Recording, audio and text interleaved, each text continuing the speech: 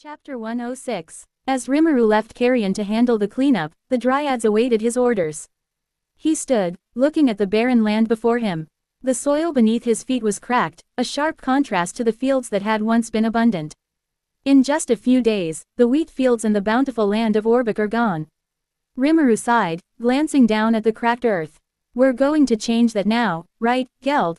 He turned toward the Orc King, tapping his chest lightly. Geld, standing tall and serious, bowed deeply. His eyes were full of emotion as he looked at the barren land. Thank you, Rimuru-sama.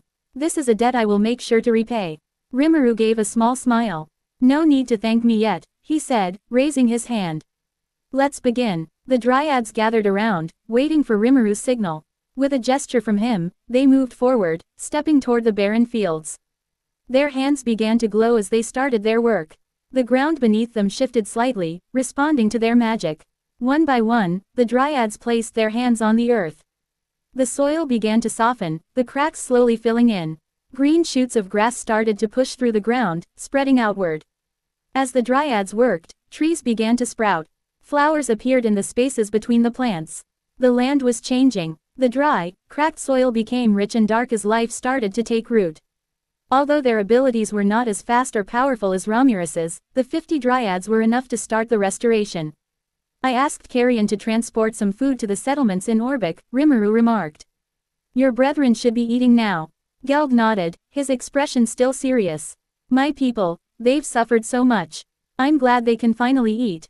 Rimuru reached into his pouch and pulled out a fruit. He tossed it to Geld. That's why you should eat too. Geld caught the fruit, looking at it for a moment before carefully tracing it with his thumb. He took a bite, and immediately his body shook, his eyes brimming with tears. He turned away from Rimuru, unable to hold back. Rimuru smiled, stepping closer and patting Geld on the back. It's all right, Rimuru said reassuringly. You don't need to carry the burden of your people's suffering anymore. Rimuru watched quietly as the wheat fields, once destroyed, began to show signs of life. Rows of wheat rose up, their roots settling into the ground. The transformation wasn't immediate, but the difference was clear. The land was starting to come back to life. The dryads moved methodically, continuing their work. The wheat fields grew taller, filling in with more crops. The land, once barren, was becoming green again. The air was fresher, and the soil was rich with life.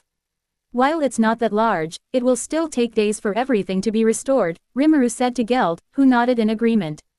Though not as expansive as other territories, Orbic still covered a considerable amount of land.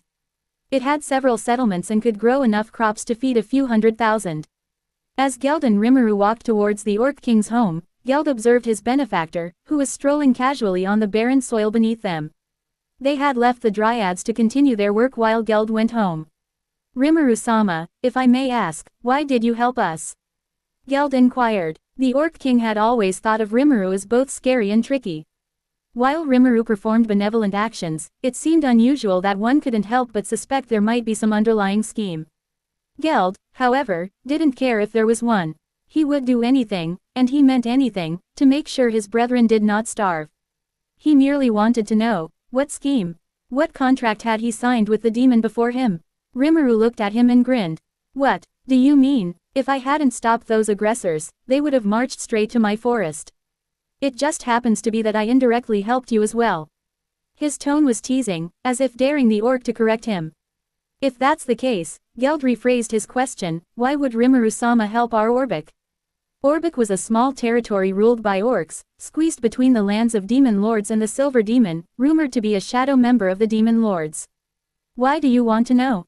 Rimuru raised an eyebrow. He watched as Geld opened his mouth, only to close it again, repeating the action several times before finally speaking. With all due respect, Geld began, I merely wish to know how I can repay this debt of mine. Even though it is something I can never fully repay, I wish to at least compensate you, even if it's only a fraction of what you've done for us. A very roundabout way of asking, what do we need to do in exchange for your help? Geld knew Rimuru understood the meaning behind his words. Now, he was merely waiting for his response. Whether Rimuru would be angry for doubting him, show his true colors, give unreasonable demands, or feign ignorance on the matter, Geld didn't know. As he mulled over these thoughts, he felt a pat on his back. You're being too serious, Rimuru said with a chuckle. I'm not scheming anything. I do expect something from you, but but it benefits both you and me. Geld let out a sigh of relief. For now, he chose to believe Rimuru's words. Or more accurately, he could only believe them. As they arrived, Geld went to his family and subordinates to explain everything that had happened. He told them about marching to the root cause of the problem, his evolution to Orc Lord, Demon Lord Carrion's assistance, Rimuru's help, and the naming. Each explanation left everyone who listened in shock. It was well known that Rimuru had been very generous with naming subordinates, whether it was goblin elders, guardians, or even the chief of the ogres. However, naming Geld, someone who wasn't affiliated with the forest or a subordinate of Rimuru, was truly shocking. Although they were all astonished, deep down, they already knew that they would eventually become Rimuru's subordinates after everything that had transpired here. His assistance would surely come at a price.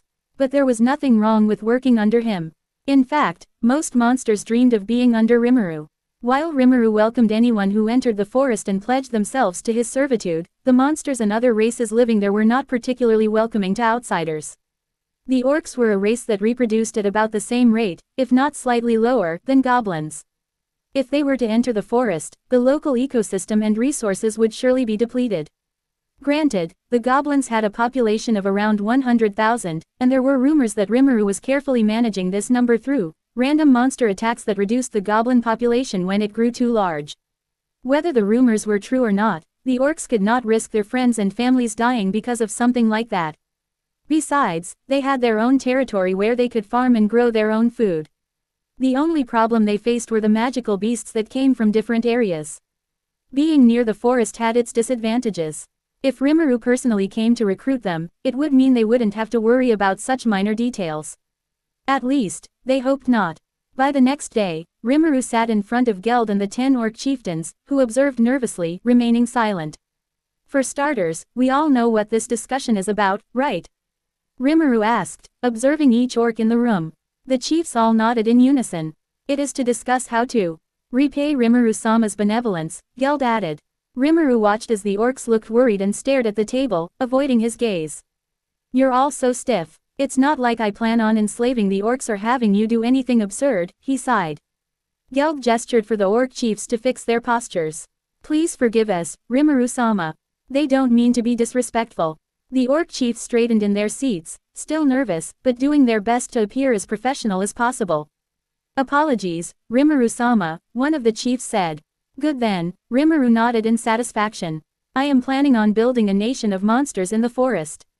While we have the hobgoblins and ogres doing most of the physical labor, I believe it would suit your race more. They remained silent, waiting for Rimuru to continue. This is not repayment for what I did, Rimuru clarified, interlocking his fingers on the table. I am hiring more than 30,000 orcs from the kingdom of Orbic. In exchange, there will be an alliance between the two nations, and the orcs will be free to come and trade with me.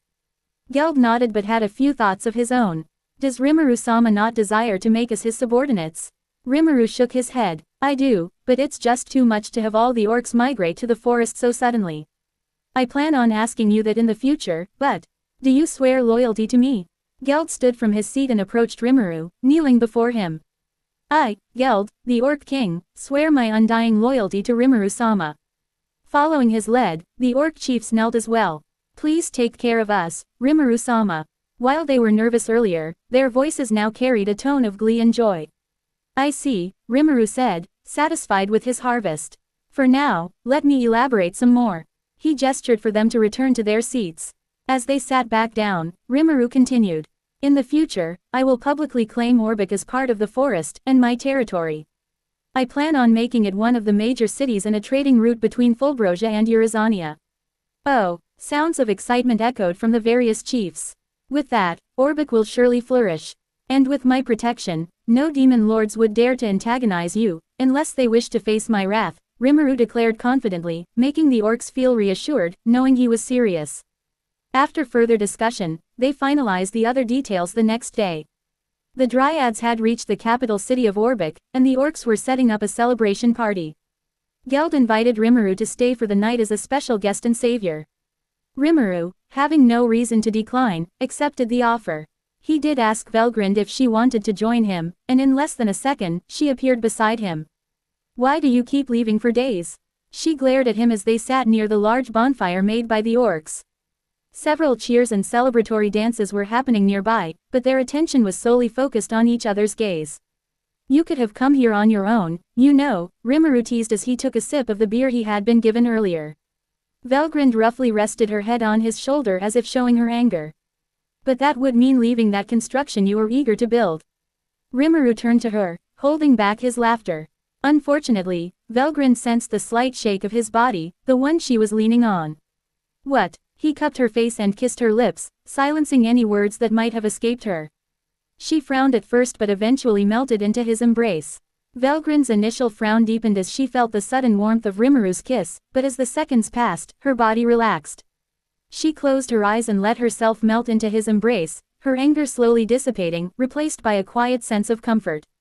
Rimuru pulled away just slightly, his eyes meeting hers. His hand remained on her face, gently caressing her cheek with his thumb. I didn't mean to leave you for so long, he said softly, his voice a mixture of playfulness and sincerity. Valgrind's gaze softened as she gazed back at him. You're always busy with something, Rimuru, she replied, her voice carrying a faint, teasing edge, though there was affection in her tone. But I guess I'll let it slide this time, just this time, she added with a playful glint in her eyes. Rimuru chuckled, shaking his head.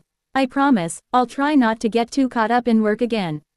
She raised an eyebrow. I'll believe it when I see it. Fair enough, he said with a grin, but I'm here now, aren't I? And besides, you're here with me too.